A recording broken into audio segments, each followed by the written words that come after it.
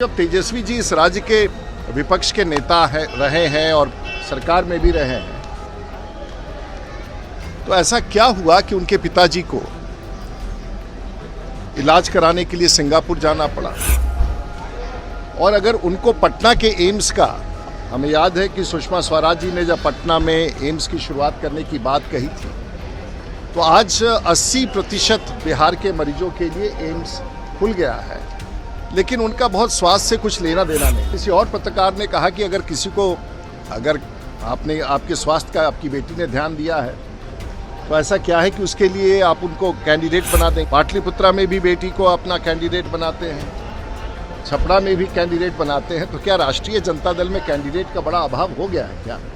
एक बड़ा सवाल खड़ा है। तेजस्वी ने कहा है कि प्रधानमंत्री हिंदू है, राष्ट्रपति हिंदू है, सेनाध्यक्ष भी हिंदू है, फिर भी हिंदू का डर दिखा रहे हैं कि हिंदू खतरे में है, सनातन खतरे में है। देखिए, आजकल एक बड़ा संकट, और संकट है कि भाषण में दे तो क्या दे, और वैसे भी गर्मी बहुत ज़्यादा है, और गर्मी जहां 42-43 हो तो नेताओं को तो वैसे भी अपने जुबान पर लड़खड़ा ही जा रहा है, और वैसा ही सिचुएशन हम छपरा में भी देख रहे हैं वहाँ के कैंडिडेट में। हमें आजकल एक बड़ा संकट है कि आजकल नेता क्या वक्तव्य दे रहे हैं, इसका कोई आगे पीछे। अब देश के राष्ट्रपति हिंदू हैं, फौज के अध्यक्ष हिंदू हैं, इसका क्या संदर्भ है? और हमने तो कभी नहीं देखा है कि देश के प्रधानमंत्री ने कभी हिंदुओं का डर दिखाया हो और हिंदुओं को डराया हो, ऐसा तो कोई विषय नहीं है। तो मुझे लगता है कि उनका बयान ही सामान्य रूप से अप्रासंगिक है। बिहार में सीएम आते हैं लेकिन एम्स की बात नहीं करते, एम्स कब तक बनेगा? भाई देखिए, अब अगर तेजस्वी जी एम्स की बात करें तो सबसे पहले राष्ट्रीय जनता दल के उस कार्यकाल को याद करना चाहिए था। और जब तेजस्वी जी इस राज्य के विपक्ष के नेता रहे हैं और सरकार में भी रहे हैं,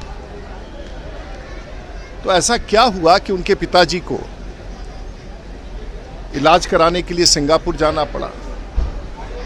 और अगर उनको पटना के एम्स का, हमें याद है कि सुषमा स्वराज जी ने जब पटना में एम्स की शुरुआत करने की बात कही थी, तो आज 80% बिहार के मरीजों के लिए एम्स खुल गया है, लेकिन उनका बहुत स्वास्थ्य से कुछ लेना देना नहीं, और हमेशा कोई ना कोई टिप्पणी देश के प्रधानमंत्री पर करना मुझे बड़ा आश्चर्यजनक लगता है। रोहिणी आचार्य के नामांकन में लालू प्रसाद यादव भी पहुंचे, राबड़ी देवी पहुंचे, तेज प्रताप यादव, तमाम लालू परिवार पहुंचे, और दम दिखाने कि इस बार रोहिणी आचार्य सांसद बने। कितना देखिए, किसी के भी नामांकन में कोई भी पहुंच सकता है, उसमें कोई संकट नहीं है, लेकिन अभी पत्रकारों ने एक बड़ा कड़ा सवाल किया वहाँ, और कड़ा सवाल ये था कि आप परिवारवाद से आगे बढ़ कर के वंशवाद कर रहे हैं।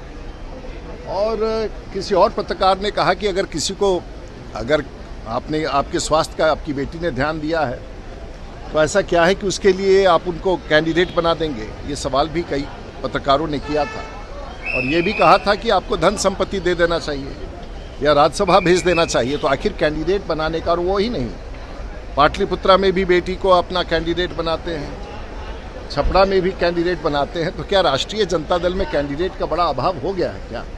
एक बड़ा सवाल खड़ा।